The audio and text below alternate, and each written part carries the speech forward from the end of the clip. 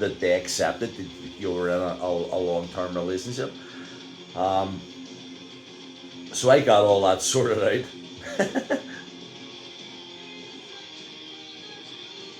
And even I got through the Garda patrol at the border. Then at this stage, the Garda patrol was at the was at was at the passport part. Well, the sort of check-in, where you put your check-in thing through. Uh, and the Garda were saying, "What's the purpose of your visit?" And I would say, "My girlfriend's in the Netherlands, and she's expecting our baby." What? And then I would show the scans, and I mean, seriously, the guard would turn around and say, "But that's still not an essential reason to visit." You're, and I'm going, "What?" So then I had to say, "No, but you don't understand. She's stressed. She's stressed out because she's been stuck in the Netherlands. She actually lives here, but she's been stuck in the Netherlands since she's become pregnant. And I have to bring her over her stress medication sort of thing. And I had my own in a bag, and I would show them the tablets sort of thing. And they would go, okay, right, off you go, sort of thing. And then it was a matter of 2 hours. By the way, the guy behind the bar in Dublin Airport for a year always had my pint sitting ready for me at exactly the same time, knowing whenever I was going to turn up. Because at that stage, there was about, like, as I say, 10 or 15 people in the whole airport. And if he didn't see me on a Friday at, like 6 o'clock, he knew that there was something wrong, sort of thing. But so then I got the boarding gate, and what you had to do then was to show your PCR test and your lateral flow test. And for a couple of weeks I'd been paying for the lateral flow test. I knew I didn't have COVID, and the PCR test, I was just going every Thursday and getting that free one done, at the Odyssey anyway. But the lateral flow test was the one that they were sort of looking for the most, because I still believe to this day that that the airport was going hand in hand with the testing people, to make money, because it's the only reason why, if you have a PCR, pass, then obviously that's 24 hours of you letting them know that you're, clear of COVID. But this lateral flow test had to show them that you were clear of COVID, like within the last 2 or 4 hours or whatever. But I mean, it was all about the dough. So I noticed anyway that when you were in the Ryanair queue, if there had been like 5, 10, 15 people or whatever, and then the girl would come around and she would say, "Let me see your tests." So I would show her my PCR test and then the lateral flow test, and then she would give me a wee slip that would allow me then to go on through the passport part. That was me having proved that I had, the tests all completed. Now, for the first, as I say, for the first 2 or 3 weeks, I was paying for the lateral flow tests. And for the first 2 or 3 weeks, I was going to the Odyssey for the PCR tests and getting those.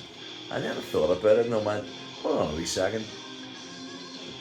All you're really doing is showing them something like on a screenshot or like on a piece of paper. So, I'm an artist. So I just started to put the things that, if I had done one the previous week and paid for it, then I just screenshot it, put it up onto my Photoshop, and change the dates around for it to be relative to that time. Um, Now, don't be getting me wrong, okay? So I wasn't putting anybody in any danger because I always knew that I didn't have COVID because I wouldn't have went otherwise. So I always had a box of the 10 lateral flow tests that you know, like the wee self ones. And I always did one before traveling to make sure that I didn't have it, you know, because otherwise I wouldn't have felt good about traveling, knowing that there was the possibility of somebody, maybe an elderly person or whatever, getting it. So so by that stage, Garda at the at the border, Garda at the passport, up to the check-in desk after having a pint from the guy who you always knew that had turned up at 6 o'clock, and this was for like every 11 days for a year. Um, and then I realised that all they were doing, the Ryanair people were just basically giving you a wee slip of paper with a tick on it. So this one time, I went up to the show my passport and my ticket and stuff, and they didn't take my wee slip with my tick on it.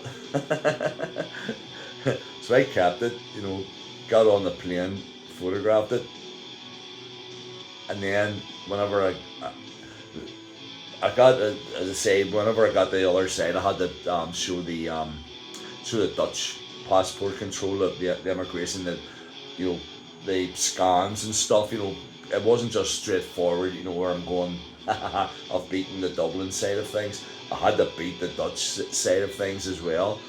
And there were some times that if I was able to get through um, passport control in Holland swiftly, like, you know, within 15-20 minutes or whatever, then I could get the metro to Leiden, and then I could get public transport then on to Helena's house. But if I was delayed, then the metro was, because they then had a 9 o'clock curfew over there where you weren't allowed to be outside in the Netherlands for, you know, after 9 o'clock. You know, you were arrested. Didn't matter whether you were, you know, on a flight from Belfast or not. So most of the time I was like trying to get through, you know, the Dutch passport control to get down to the metro to get the Leiden, so I could travel more freely. But it ended up that you couldn't do it. It just wasn't working out. So I was always late because the flights and the Dutch curfew didn't work out. So because the guys at passport control in Amsterdam, they would want to see the scans, they would want to see the photographs, they would want to see the proof of my long-term relationship with Helena. It meant whenever I went to the metro, you know, it was always after 9 by the time I got to Leiden.